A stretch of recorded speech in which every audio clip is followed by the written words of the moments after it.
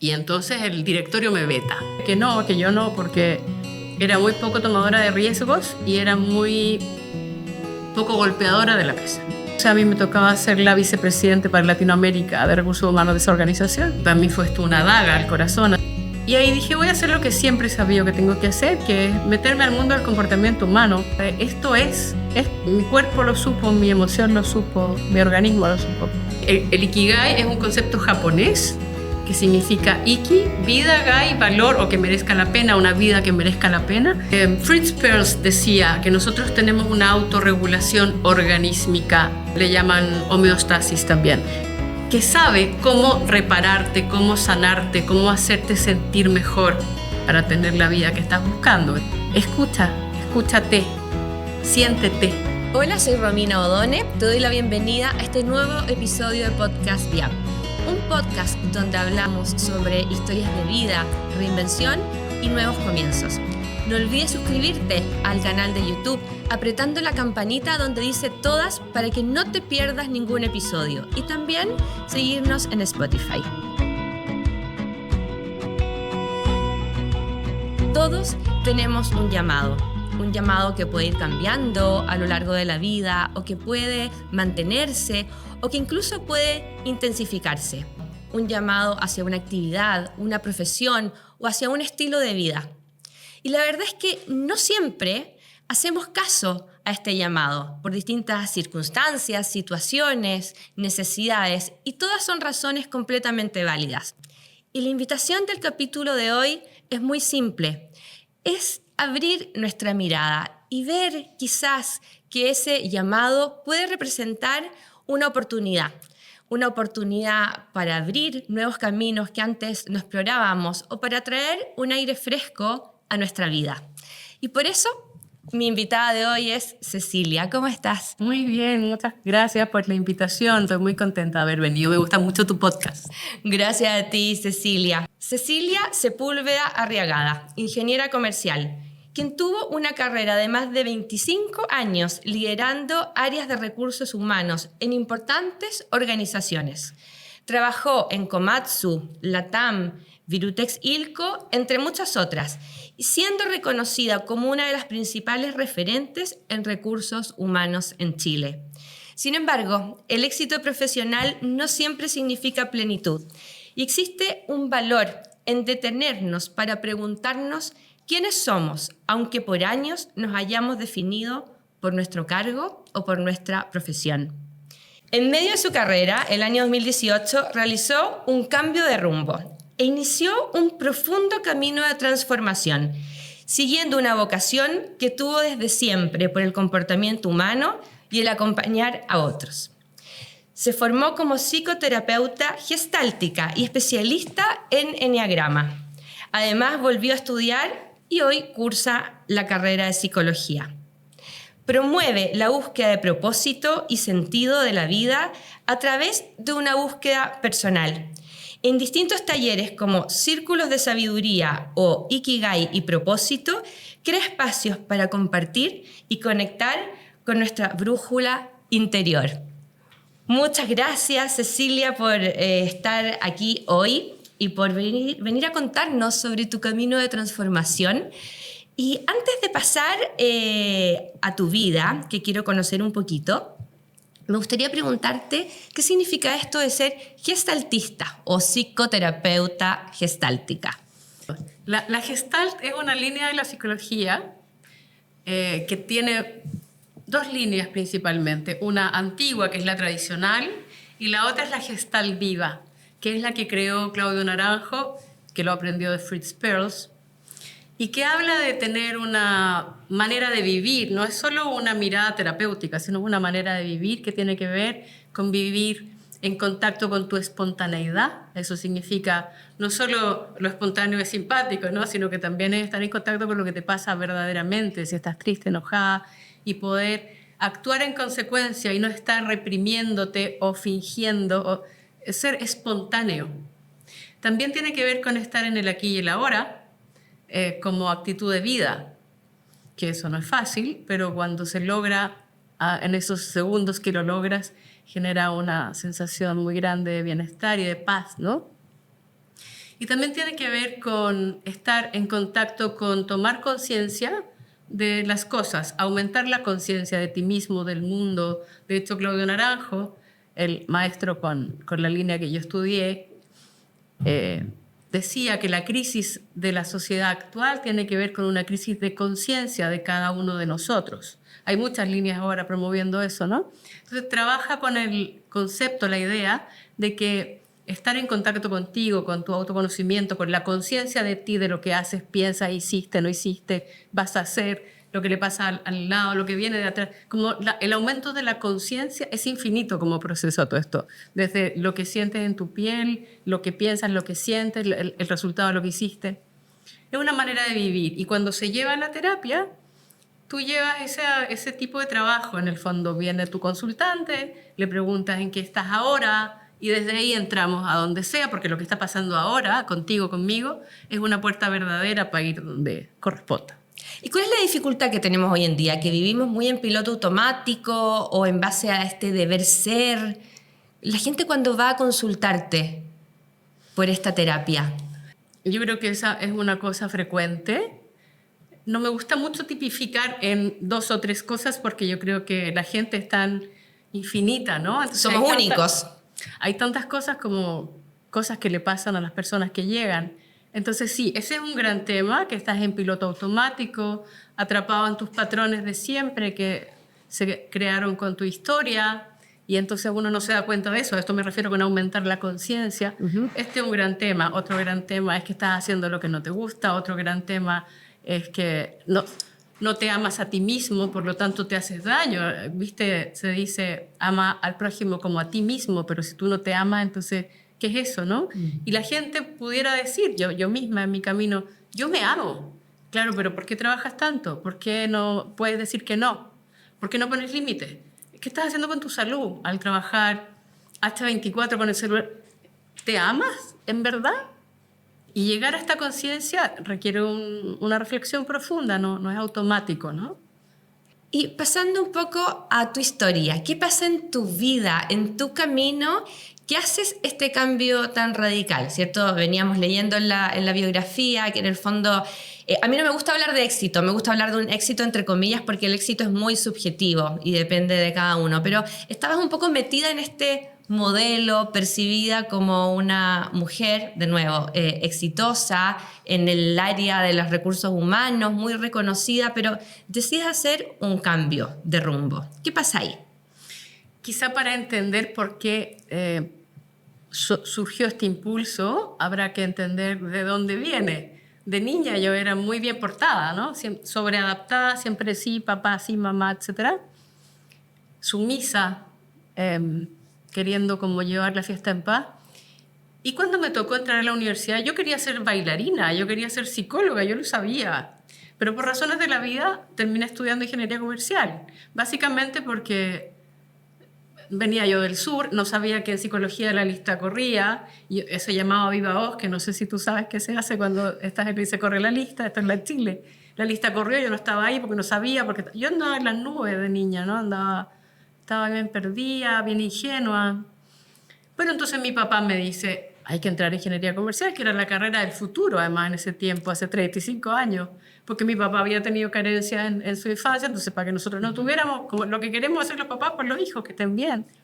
Así que entro a esta carrera que no sabía para qué era, yo no sabía qué hacían los ingenieros comerciales, imagínate mi nivel de andar en las nubes, ¿no? Pero te dejaste guiar un poco por papá, claro. Por papá, claro. Mi papá siempre, él es un sol, siempre quiere que estemos bien, los 3 hermanos que son. Bueno, así que entré a una carrera que no me gustaba y eso significó un gran esfuerzo porque estudié ramos que eran para mí superarios, me costaban, además que no me salían bien, contabilidad me hizo sufrir mucho, macro me hizo sufrir mucho. Y un día estaba en clases de macro, me acuerdo, con un compañero y yo le digo, mira el profe lo que le pasó, ¿viste lo que dijo cuando? Y él me dice, para de analizar y pon atención. Y para mí fue como, claro, yo estoy analizando todo el rato el comportamiento de la gente, que eso es lo que a mí me movía, en vez de poner atención, como que ahí me quedó claro mi camino y que no estaba en mi camino.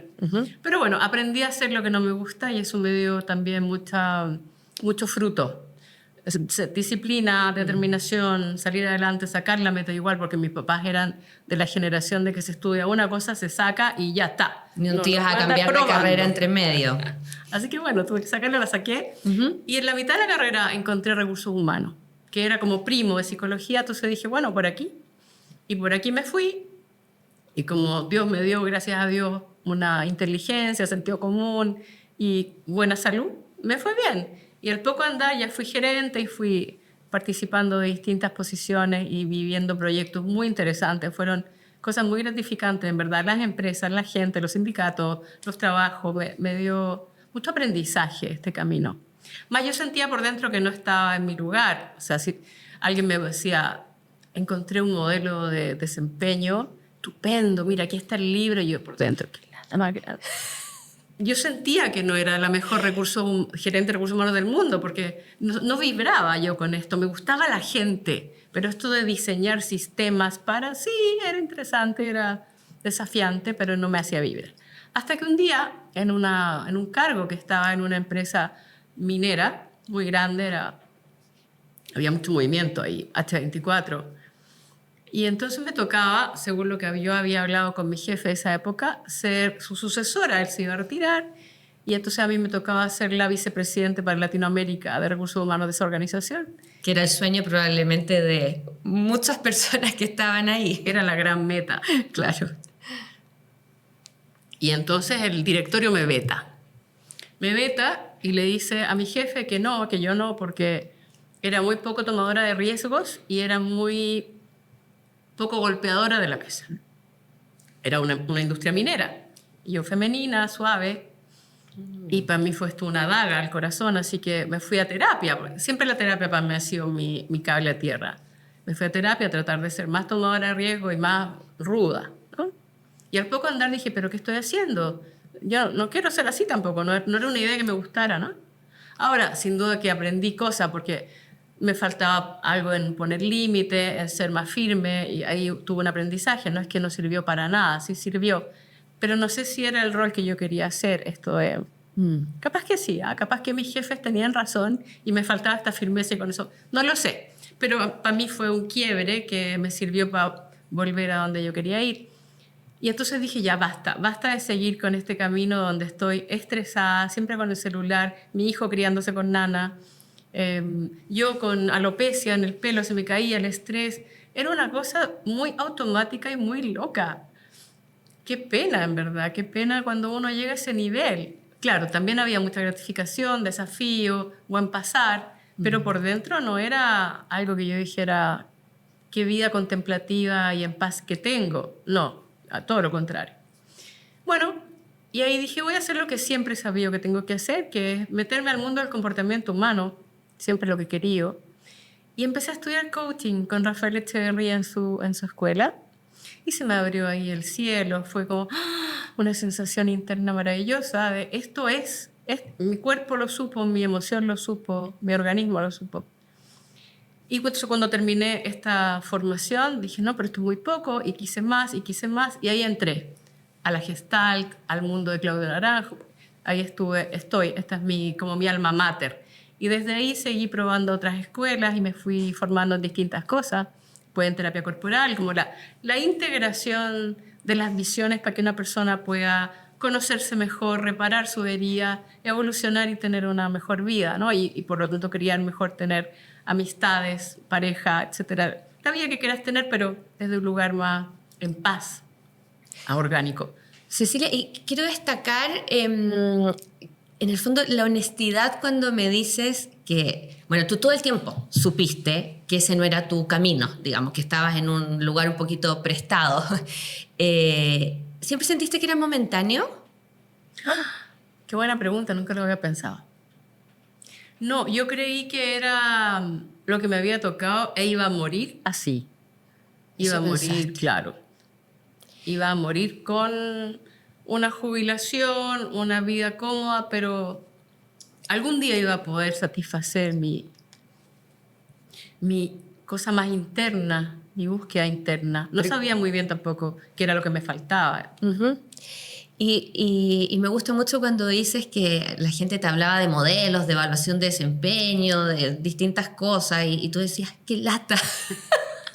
Lo encuentro tan sincero porque en realidad cuando se trabaja en una empresa en general como que eso forma parte del día a día, del vocabulario y como que no está permitido decir que lata. Pero claro, me imagino que tú no lo decías hacia afuera, pero sí lo pensabas. Y ahora tú me pasas un libro de comportamiento humano de la línea que sea y es como, ¡ah! Sí, quiero saber qué es y lo estudio y lo leo y lo aplico en la consulta. Es otra cosa lo que siento por dentro, ¿no? Hay un clic, un enganche que no tenía antes. Y esto tiene que ver con haber encontrado mi ikigai, mi sentido de vida en este momento de la vida.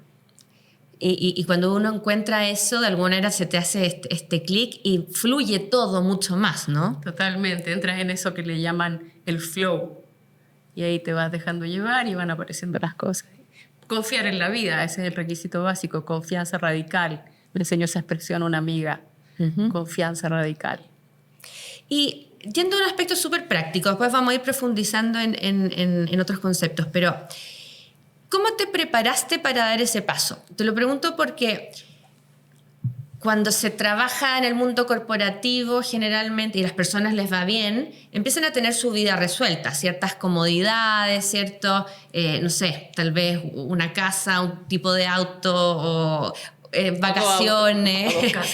Entonces hay un cierto bienestar, llamémoslo así, el cual tal vez hay que sacrificar cuando se da un paso un poquito más allá, un poquito más arriesgado, donde hay incertidumbre, además, porque tú te lanzaste a esto sin tener necesariamente una empresa armada en el tema. Entonces, quiero saber cómo empezó, cómo te planificaste, cómo te preparaste para este cambio. Esa pregunta es muy buena, porque mucha gente llega a la consulta pensando que descubro mi ikigai y me lanzo. Y no es así. Bueno, a lo mejor alguien tiene la suerte de que le resulta, pero en general no es así, no hay magia en eso, ¿no? En mi caso fue, ok, tuve el quiebre, me meto en esta área que sí es lo que me mueve, y luego fui como probando, ¿no? Y por dentro, mucho miedo de ser independiente, mucho miedo. Para mí ser independiente era sinónimo de ser loser, como que un fracaso, ¿no? Entonces tuve que aprender lo que es ser independiente. Era muy ignorante mi creencia también, porque no era así. En ese momento me emparejé con un hombre que hoy día es mi esposo, que me mostró que ser independiente no era loser, era libertad, era hacer lo que tú querías. Claro, había que tener más guata para soportar la incertidumbre, porque un día sí, otro día no, ahorrar, otras dinámicas, ¿no? Y ese fue un elemento. El otro elemento fue que como yo soy segurera, como dijo el directorio, ¿te acuerdas? Bueno, es cierto, a mí me gusta no tomar tanto riesgo. Entonces fui planificando el camino para no tener problemas de plata, porque esto me daba mucho miedo. Me insegurizaba bajar tanto el nivel de vida o tener que cambiar de colegio a mi hijo, porque en ese momento yo mantenía la casa porque el papá de mi hijo estaba en otra cosa, pero después se le arregló la situación y ahora él lleva el peso. Bueno, ustedes son, ¿no?, separados. Separados, sí, sí. Entonces en ese momento me tocaba a mí el peso. Entonces era como una gran responsabilidad.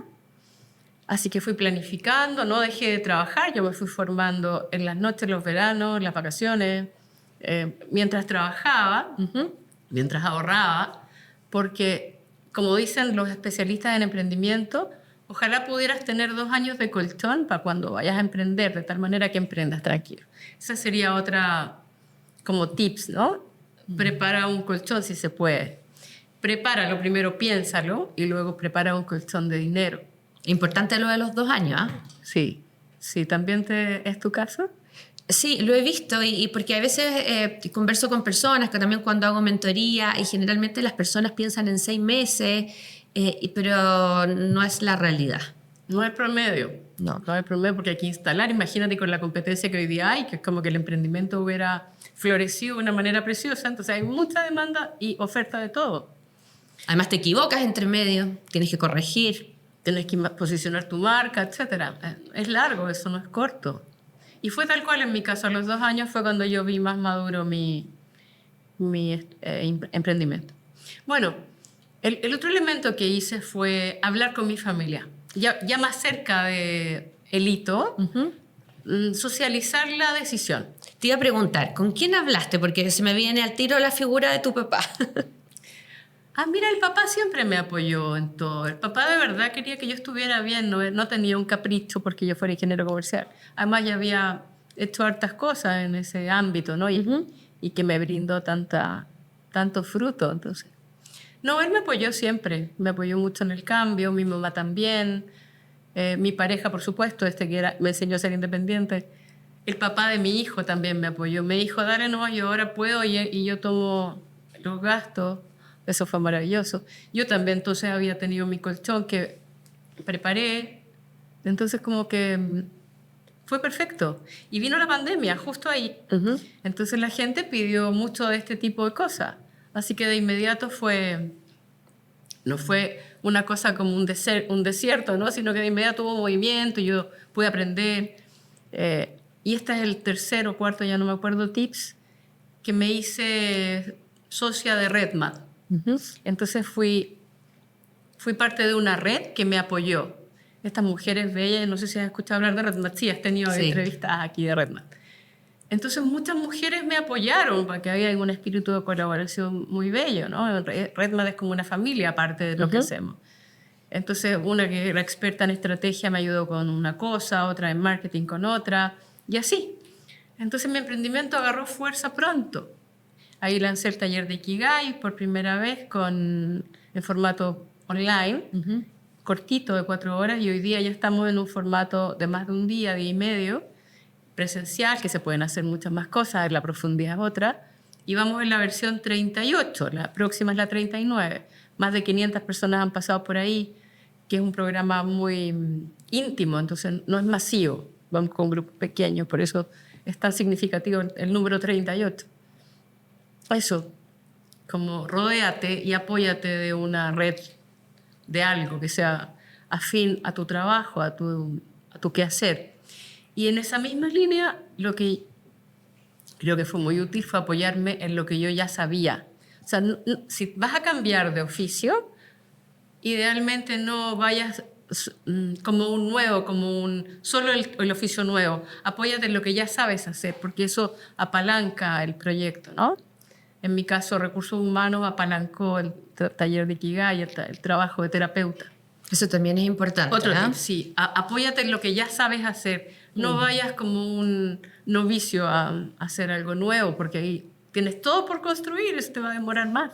Claro, es que a veces no valoramos lo que traemos. Sin embargo, es sumamente valioso, finalmente, toda esa experiencia, ese conocimiento. Lo es, y ahí pasa una cosa que es importante, que es bien real. Gente llega a la consulta muy herida. Cuando sale, por ejemplo, quiere hacer un cambio y ha tenido un gran dolor, un gran quiebre laboral, porque te echaron después de 25 años de entrega, donde diste la vida por un trabajo, pero te echaron. Las empresas son así, tampoco hay que pedir más que eso. Son así las empresas, solo hay que saberlo. Y entonces después vienen como con un dolor, trauma, que no quieres volver a hacer eso.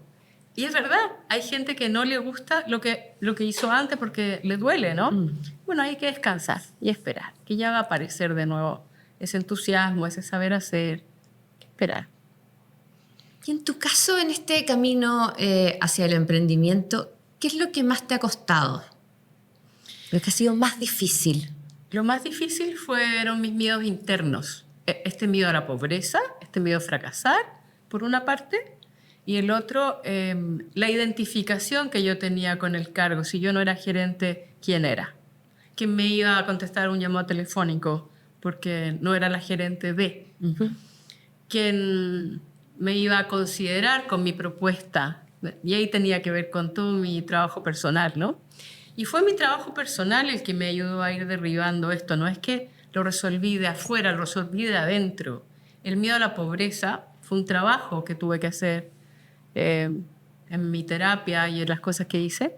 Y luego fue eso debilitándose. De hecho, después vivo hoy día con 1/3 de lo que yo ganaba. Eso te iba a preguntar, este trabajo, esta terapia como del miedo a la pobreza, ¿tiene un componente, me imagino, práctico, que es como que adaptar la vida, pero también un componente mental, ¿cierto? De decir, ¿y qué pasa si vivo con un tercio, no? Exactamente. Y tiene que ver con la persona. ¿Por qué la persona tiene miedo a la pobreza? Y tenéis que entrar a su historia. Aquí, los bemoles tienen que ver con su historia. Pero lo resumiste súper bien. Yo creo que eso es gráfico. Sí. ¿Qué renuncias tuviste que hacer? Ya hablemos del punto de vista económico. Bueno, gastar menos en cosas que no son necesarias. Bajar de nivel de auto. Yo ya estaba pensando en comprarme otro auto y otra casa, y ahí me doy cuenta de la dinámica de ¿para qué quiero otra casa? ¿Para qué quiero otro auto? Cuestionar eso, que eso vino con la pandemia. La pandemia fue maravillosa en este aprendizaje, para mí, para mucha gente, ¿no? ¿Para qué gasto tanto en esto? Si me compro un vestido, ¿por qué 4? ¿Por qué no 1? Si me compro zapatos, ¿por qué no de todos los colores? 1, basta. ¿Y por qué tantos zapatos? ¿Por qué no lo uso más? Pero eso, viste que no es solo una decisión mental, es algo que pasa por dentro, que vas, en mi caso, apreciando otras cosas de la vida, más que las cosas que tienes, compras, etcétera, son otras cosas las que ocupan tu espacio interno. En mi caso fue así. ¿Y tomaste en algún momento otra decisión importante, que es la de volver a estudiar? Porque, bueno, empezaste con los temas de coaching, el gestaltismo, pero en algún momento dijiste, a lo mejor necesito más herramientas o quiero cursar la carrera que no, que no pude cursar cuando salí del colegio. Cumplir mi sueño de niña. Sí, esto ocurrió así. Como instalé la consulta privada para gente que quería conocerse mejor y me especialicé en la línea de propósito y aliviar los dolores del desempleo, fue de repente una necesidad, porque dije, yo no sé mucho de trastornos, por ejemplo. Y si llega alguien con trastorno de algún tipo, que son muy funcionales las personas que tienen algunos trastornos, pero llega al taller, me pasó, ¿no? En el taller de Ikigai, y me cuestioné, ¿yo estoy preparada para esto? Para ayudar a gente que tiene una dinámica interna que no conozco, y que también pudiera recibir una línea en este trabajo, pudiera recibir una devolución, una guía. Así que ese fue un elemento. Y el otro elemento es que la gente me pedía boletas para reembolsar y yo no tenía, porque soy gestaltista de una institución que es la Fundación de Claudio Naranjo, que no la Escuela Gestal Viva de Claudio Naranjo.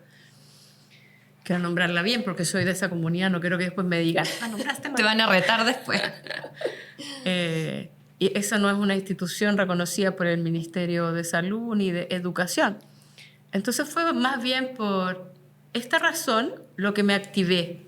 Pero después, cuando estaba haciéndolo, dije, oye, estoy cumpliendo mi sueño de niña a los 57. Qué belleza esta cosa que está pasando. Entonces finalmente se vistió de una energía muy bonita el proyecto, no solo fue por necesidad.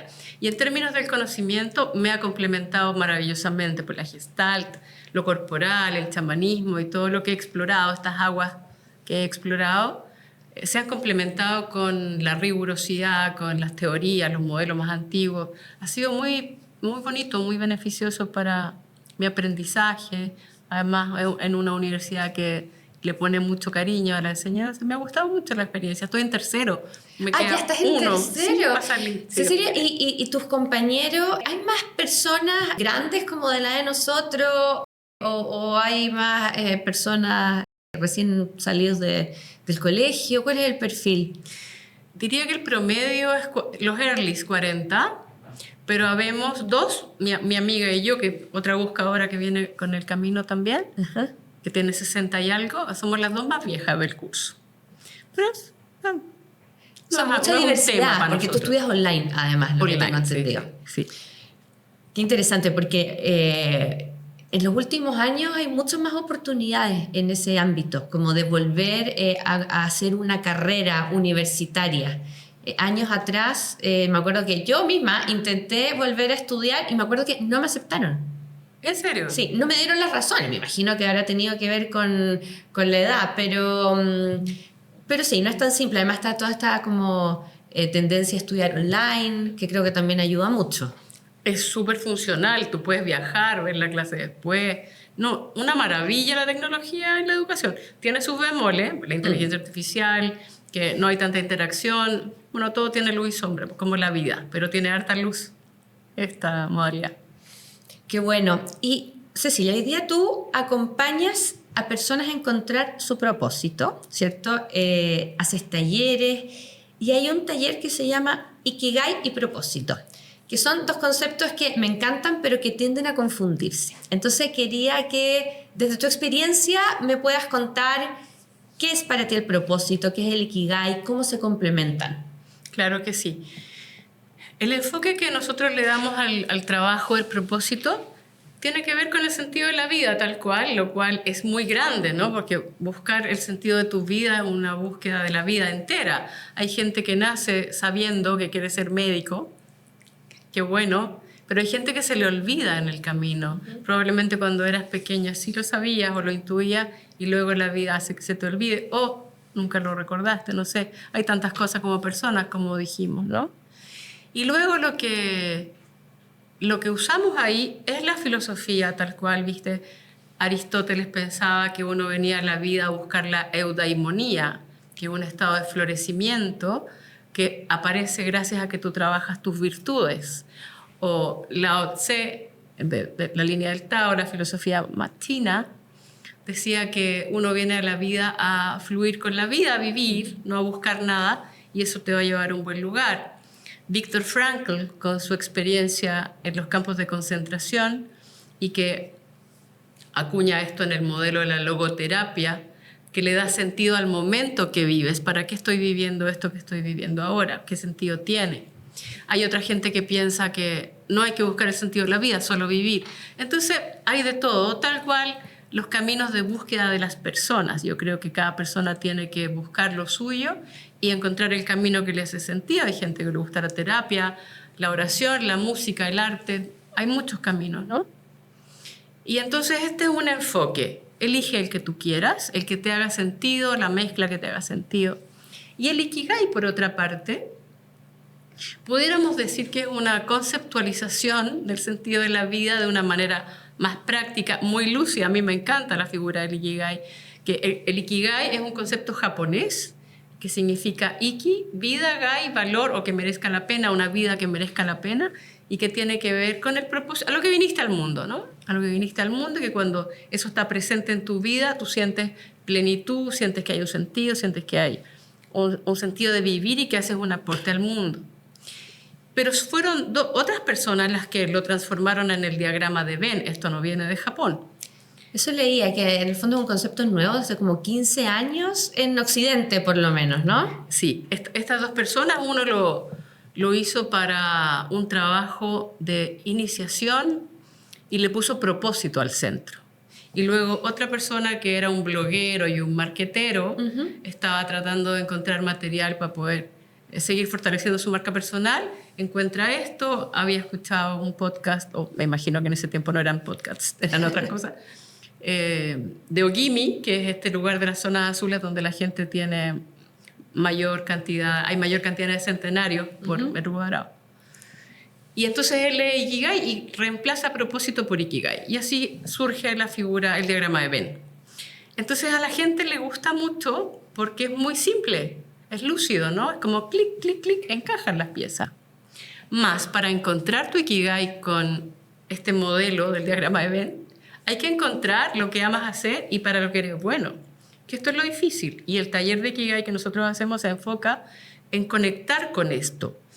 Ahora, conectar con esto, no sé si va a pasar en el taller, probablemente no, porque eso tiene que ver con volver a abrir tu organismo, como que tu organismo recuerde lo que amas hacer, eso que te hace sentir, qué rico hacer esto. Son momentos, finalmente. Recuerdo una clienta del taller que su momento era meter la mano al saco de lentejas y hacer así y que las lentejas le chorrearan, ¿no? Porque eso le recordaba al campo con su abuelita y eran unos momentos para ella muy felices. Entonces su Ikigai, el Ikigai que estaba planeando, porque esto cambia en el tiempo, uno va evolucionando, entonces va evolucionando también tu sentido de vida. Ella quería poner una tienda con cosas al gramo y sus tejidos en Barrio Italia, porque era un barrio que le resonaba. Otra persona que su momento era ir en camión por el desierto y mirar el horizonte liso y ver atrás el sol y nada. Ella se sentía ahí, no sé si era porque iba alta en el camión o momentos. Entonces invitamos en el taller a la gente a recordar sus momentos, a ponerlos en valor, porque además pasa que uno le baja el volumen a esto, entonces uno dice, no sé qué quiero hacer con mi vida. Llega gente a la consulta, sí, no sé qué quiero hacer con mi vida, pero ¿qué te gusta? No sé, ¿qué te hace ilusión? Y esa es una búsqueda, eso no se recuerda con la mente, se recuerda con el cuerpo, con tu emoción, con tu instinto, con todo lo que eres, ¿no? Entonces el taller es un taller terapéutico para entrar ahí. Lo que hacemos es disponibilizar un espacio privado, cuidado, para que uno pueda abrirse, no solo desde la mente. Lo que vamos a hacer. Y para lo que eres bueno, que opera parecido, porque también te vas grabando cosas de que no soy bueno para esto, si eres bueno para esto. No, pero es que en verdad yo soy súper penca, no sé hacer nada me sale realmente bien. Y entramos de nuevo al carácter, a la manera de ser que tú tienes para andar en la vida. Entonces al final es un trabajo de conocer tu carácter, para ver cómo tu carácter neutraliza estos caminos que te llevan a saber quién eres, qué quieres. Terapia del carácter, ¿no? Conocer tu máscara. Entonces entiendo, el Ikigai, esto es como lo que te da el sentido de vivir, esta alegría de levantarte cada mañana. Me queda muy en la mente esto de que contabas de esta persona que andaba en un camión y miraba el horizonte, o esto de sentir las lentejas. Es como un nivel de... ¿Qué es lo que te da una sensación placentera? Pero, ¿por qué apagamos o bajamos el volumen de esas cosas? La vida y tu historia. Llegó una chica una vez al taller y dice, por más que miro, ella hizo además del taller un proceso, por más que miro no sé qué quiero. Golpeo una pared, no sé qué quiero.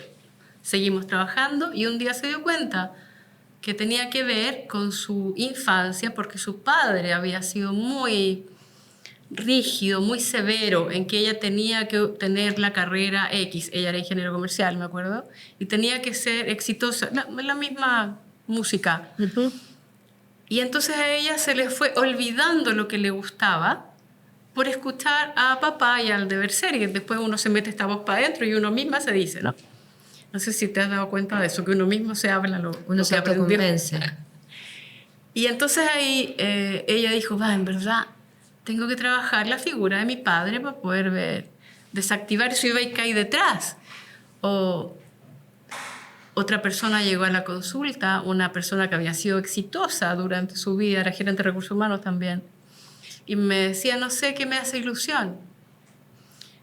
Y su cara era así como gris cuando hablaba, ¿no? Y muy correcta, muy adecuada, se notaba que estaba compacta, estaba espontánea, contenida, gracias a la palabra que buscaba. Y me decía, pero es que fui a las clases de telar, y entonces la profesora me dijo, y ahí brillaba, se le ponían los ojos como con luz y su carita era otra, ¿no? Y entonces el rojo con el azul y me quedó tan lindo. Oye, le decía, el telar, ¿no? Estás loca. ¿Cómo se te ocurre que va a ser telar, que va a ser mi mamá, que va a ser una lucer? Esto hacemos con lo que nos gusta. El telar era el telar. Entonces, se trabaja primero esos gustos que a lo mejor tenemos apagados, esas cosas que nos hacen vibrar, para que los podamos reconocer, ¿cierto? O subirles el volumen.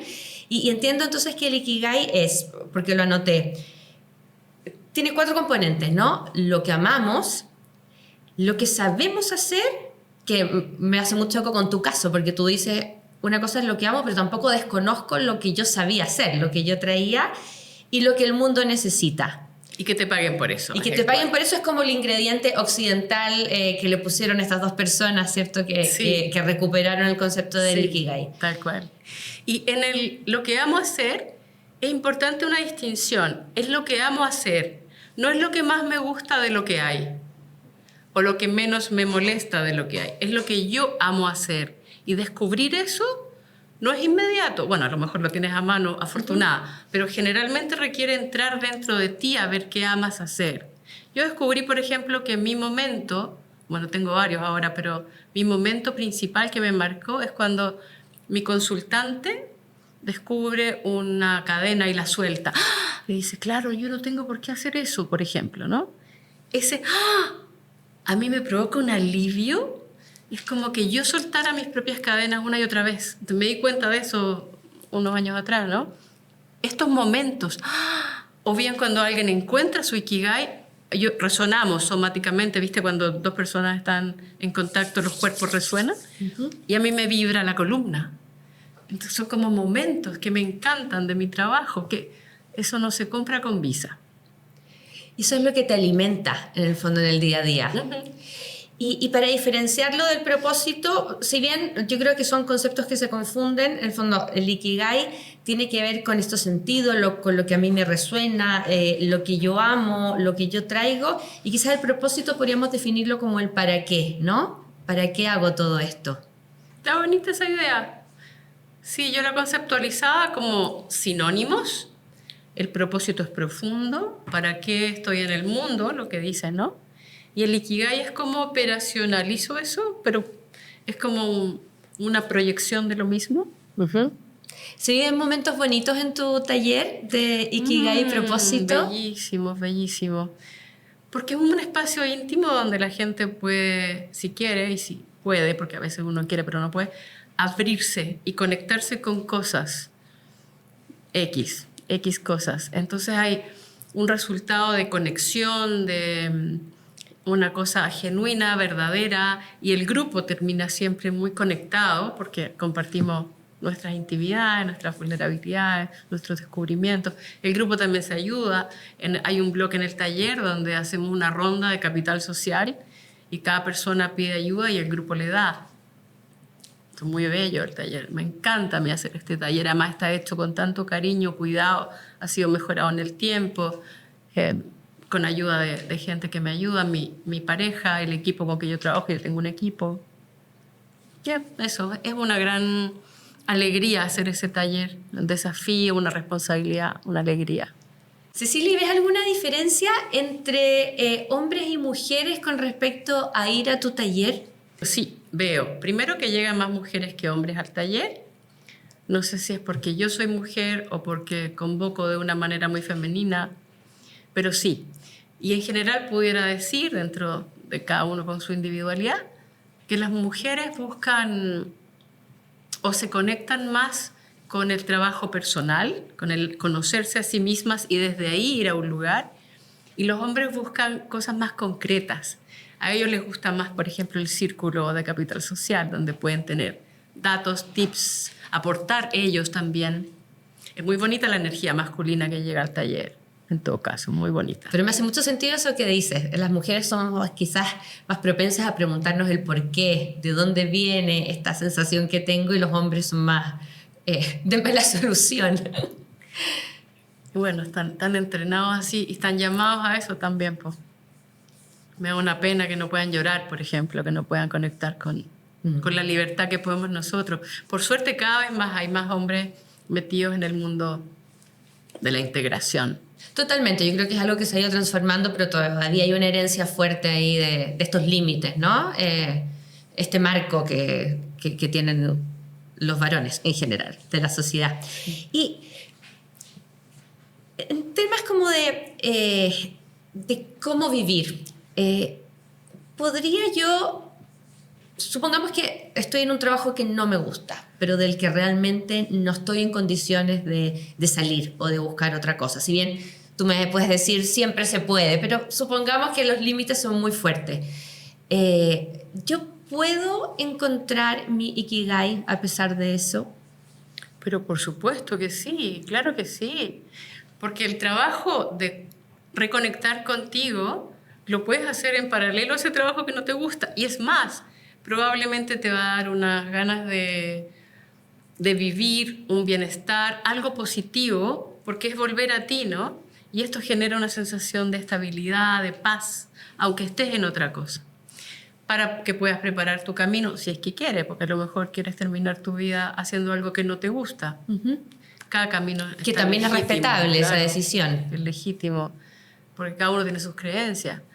Pero tú puedes hacer este trabajo y mantener como los dos caminos vivos, ¿no? Claro que sí. Es más, cuando encuentras el Ikigai o haces este ejercicio y lo encuentras, le puedes poner un sentido al momento que vives en el trabajo. Por ejemplo, te gusta pintar y trabajas como un analista contable en una empresa. Pero si te gusta pintar, pues primero estás ganando un salario que te permite financiar un hobby.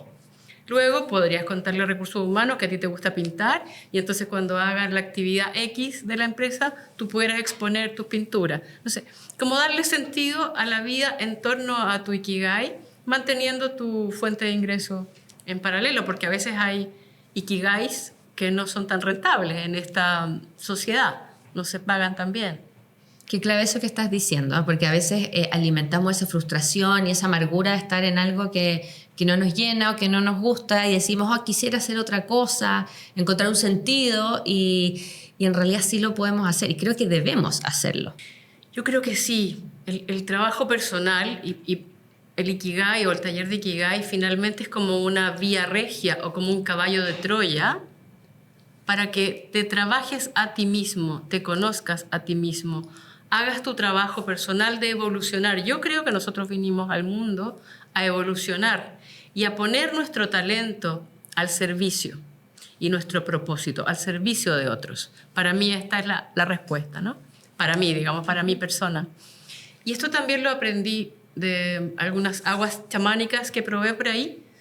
Decía ese chamán y otro también, decía, usted tiene un deber en conocer cuál es su propósito, eso que le motiva, eso que hace que su vida tenga sentido y lo tiene que poner al servicio de la sociedad. Déjese de perder el tiempo y vaya a hacer eso. Esto es lo más importante que usted tiene que hacer. A mí me llegó tanto esta arenga que hizo él y yo creo que sí, yo creo que sí. Si uno le da ese tono también a la búsqueda, es como que agarra una fuerza. ¿A qué vinimos al mundo? Porque te dan esta búsqueda para evolucionar.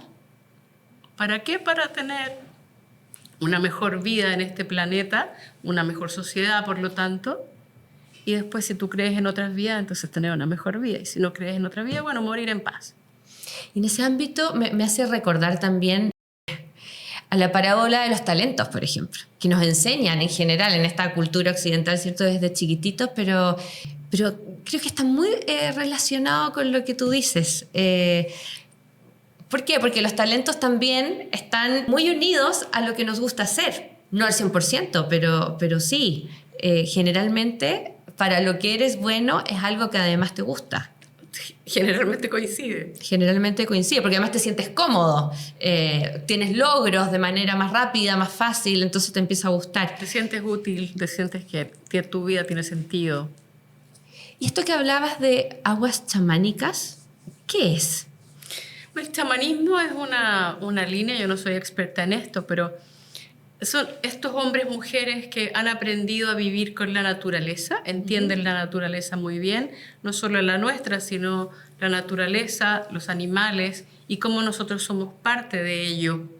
Tomar esa conciencia de que nosotros somos parte de la naturaleza. Y ahí se deriva un montón de cosas.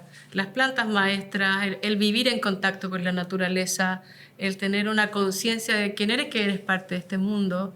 No estamos separados, estamos en contacto. Y cuando estás en contacto con los árboles, el agua, las plantas, el flow, el Wu Wei, que dice el Tao, esto de dejarte fluir como el agua porque te va a llevar un vuelo, la confianza radical. El chamanismo tiene una sabiduría que a mí me estremece, en verdad. ¿Cómo llegaste a eso? Por la escuela de Claudio. Claudio Naranjo, un sabio de nuestro tiempo, que es el maestro de la escuela donde me formé. Yo me formé con una discípula de él, que se llama Grazia Cecchini. Ella es mi maestra. Él probó muchas aguas, tenía la mente muy amplia. Entonces, él era psiquiatra, músico y médico, y él empezó a probar el chamanismo, la psicología, el enneagrama, las plantas maestras, el budismo, la espiritualidad y generó una propuesta, esto fue hace más de 30 años, una propuesta preciosa, psicoespiritual de desarrollo personal para que aumentes la conciencia de ti, puedas tener una vida en plenitud y en paz, por lo tanto tu sistema también, ¿no? A través de la Gestalt Viva, que esta es la propuesta del cómo. Y entonces él probó este saber y él lo trajo a su escuela y entonces nosotros lo aprendimos. También lo probamos. Vamos probando lo que nos hace sentido, ¿no? A mí esto me hace mucho sentido. Perfecto, sí, y lo pregunto porque muchas de las personas que pueden estar escuchando lo pueden ver como algo muy lejano y me gusta escucharlo, digamos, entender de qué se trata. Y para personas que están explorando o están intentando buscarle un sentido a su vida, que quizás no tienen claro su ikigai, les gustaría encontrar un propósito, ¿qué les recomendarías tú? Ahí hay 4 cosas. Primero, una postura de descansar 1 hora al día. Claudio decía esto también. Deja 1 hora al día para estar contigo. No con la tele, no con el celular. Aquietarte y estar, pensar, contemplar, caminar, lo que te apetezca, ¿no? Pero escucharte, como sentirte. ¿Qué estoy pensando? ¿Qué siento? ¿Qué quiero hacer? Como ese contacto. Si la persona que me esté escuchando en este minuto dice no tengo tiempo para eso, alerta roja, porque quiere decir que estás en una dinámica donde estás desconectado de ti mismo. Entonces, haz algo para generar media hora, con esa actitud de aquietamiento, para sentirte, porque si no, ¿cómo vas a ver? La máquina no te lo va a permitir escuchar, porque esto habla suavecito. Es como cuando tienes hambre y el apetito ya se satisfizo, eso tiene una voz suavecita, ¿viste? Esto también tiene una voz suavecita. Al principio, después ya habla más fuerte cuando estás más consciente de ti.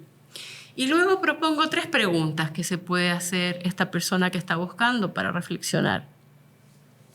Uno, son preguntas exploratorias, no sé si una u otra te va a llevar, es para abrir, ¿no? ¿En qué se te pasa el tiempo volando? Lista lo que se te pasa el tiempo volando, de todos los ámbitos. La segunda pregunta es, imagina que recibes una herencia tan grande que resuelves tu vida y la de tus hijos. No necesitas dinero ya, no necesitas trabajar, no necesitas, se acabó esa necesidad. ¿A qué dedicarías el día? ¿Qué harías con tu día? Y la tercera pregunta es, ¿a qué te dedicarías por 10 años gratis, con tal de ser maestro, maestra en eso? Y la cuarta pregunta es para iniciados, así que esa la hago en el taller. La dejo como signo de interrogación. Entonces, podríamos invitarlos a tu taller. ¿Cuándo es el próximo taller? El próximo taller, voy a recordar la fecha porque no me acuerdo.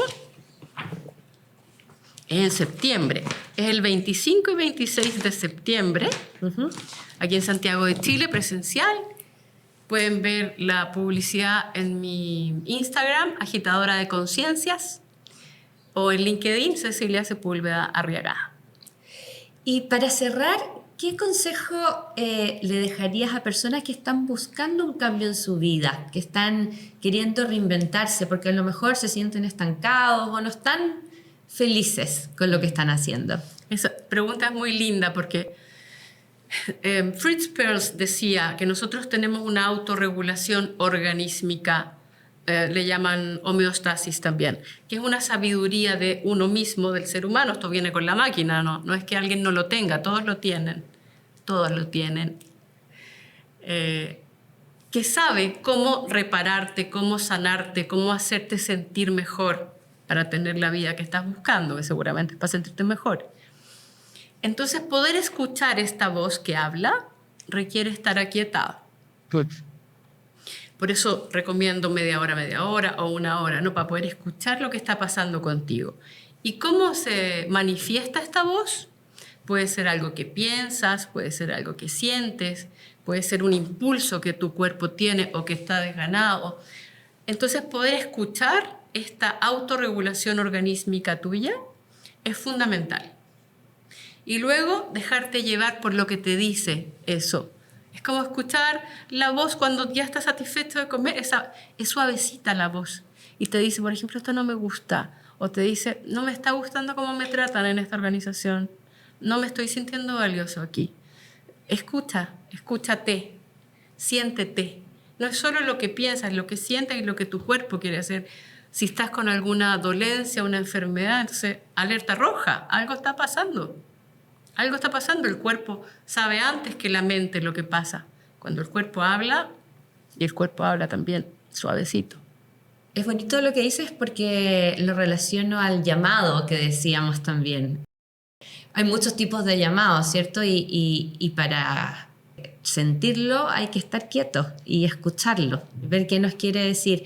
A veces tratamos de llenar, lo que tú decías de tener 1 hora al día para estar solo es fundamental porque decimos, tenemos 1 hora, ¿qué vamos a hacer en esa hora? Vamos a ver una película, vamos a leer una cosa, vamos a ir a comprar. Tratamos de llenar nuestra agenda con tantas cosas cuando existe esa sabiduría propia del saber escucharse, que es lo que nosotros mismos nos queremos decir.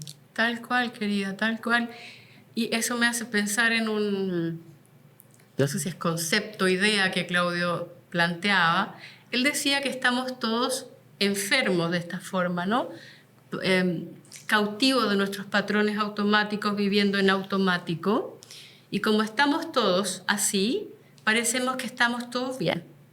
Entonces, ¿cómo te das cuenta de que estás enfermo? Voy a poner la palabra enfermo para denominar este patrón automático que te captura. ¿Cómo sabemos? Es difícil saberlo. Y el otro impulso es ir a buscar la respuesta afuera. Gente que llega a la consulta diciéndome que yo le diga cuál es su Ikigai. ¿Cómo puedo saber yo? La respuesta está dentro y para eso me quieto y me siento. Y primero va a hablar rarito el organismo, probablemente va a ser algo que no me gusta o va a ser un dolor de guata. Tranquila, tranquilo.